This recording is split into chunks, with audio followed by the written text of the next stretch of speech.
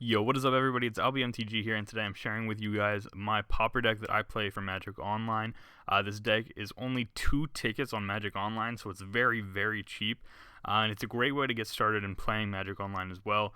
When you first buy Magic Online for the $10 or $20, whatever it was to originally play Magic Online, you get 5 event tickets with it.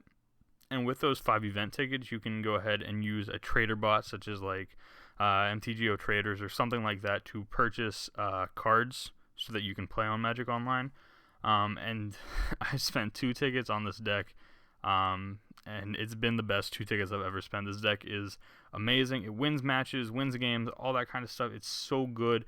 When I first thought about the idea, I was going to build it in paper, and then I saw how much cheaper it was to just build it online, and so I built it online instead. And I've been playing this deck for, let me think here for a second, probably 5 months, something along those lines. Whenever I feel like playing some Magic and I don't feel like going up to my local game store, I'll hop online and I'll play some Pauper with this deck because I really, really like it. This deck wins. Well, actually, before I go into how this wins, we'll go ahead and take a look at the name first. So, Green-White Splinter Twin. For you modern players, you know that Splinter Twin is a red card, and it's a rare. So, how do you play it in green and white and in Pauper? And the way that happens is Splinter Twin wins matches by creating an infinite number of tokens off of the card that you equip Splinter Twin to. And this deck wins kind of in a similar way by making an infinite number of tokens. As you can see, we are running 4 copies of Midnight Guard and then 4 copies of Presence of Gone, and that's actually an infinite combo. So if we equip Midnight Guard with Presence of Gone, we can tap the Midnight Guard to create a 1/1, and then the 1/1 entering the battlefield will cause the Midnight Guard to untap, and then we can tap him again to make another 1/1, and the 1/1 will cause him to untap, and we can just keep doing that back and forth to create an infinite number of tokens, and we can just swing out and win the game from there. This deck is basically Soul Sisters in Modern. Soul Sisters being a deck where you win based off of life that you gain. You just win a lot, or you gain a lot of life, and then it's hard for your opponents to kind of kill you because you're at such a high life total. They have to do a lot more damage than they would in just a normal game. So we're running like Essence Warden, Soul Warden, and Soul's Attendant. All of them say that when another creature enters the battlefield, we gain a life. Very simple, very straightforward. A lot of triggers for Magic Online because you have to go through and always yield to the triggers for each one of your Soul Wardens, Soul's Attendants, or Essence Wardens.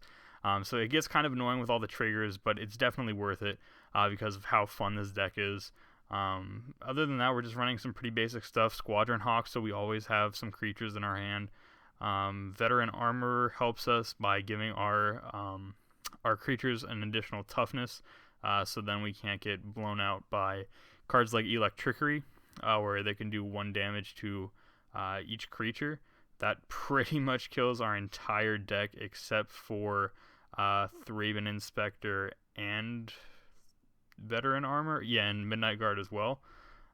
So definitely need that. And there you can see there's another 2 copies in the sideboard for similar situations like that. I'll talk about the sideboard in a little bit though. The rest of the spells that we're running, we have 2 copies of God's Willing to protect the Midnight Guard when we're going off on the combo. Mana Tithe, because it's very fun. Nobody ever expects Mana Tithe, and you run into really fun situations where your opponent just plays things because they never expect it. Today I was playing a game of Pauper. I was up against a mono-green Tron list, and they had out a forest and all 3 of the Tron lands, so they were able to make 8 mana. They played out their Ulamog's Crusher, which is the big finisher for Tron, and I Mana Tithed it. The Tron player did not have enough mana to pay the Mana Tithe. Felt so good, guys. It felt so good. Opponent maybe just a little bit tilted, but that's not for this video. That's for something different. So opponent was actually kind of a good sport about it. In the end, after I kind of explained that it's just kind of my pet card, I kind of like playing it and things like that. Sunlance and Journey to Nowhere, good removal spells for Pauper. There's additional copies of Sunlance in the sideboard as well. Vessel of Nascency helps us find combo pieces if we are in need of them, or just helps us find a Soul Sister if we need to gain some life. The lands are pretty basic: Blossoming Sands, Evolving Wilds, Forests, and Plains. We're in a 2-color deck, nothing too fancy there. Then we get to the sideboard. There's another copy of Mana Tithe for just situations like Burn, because Burn usually can't pay the Mana Tithe.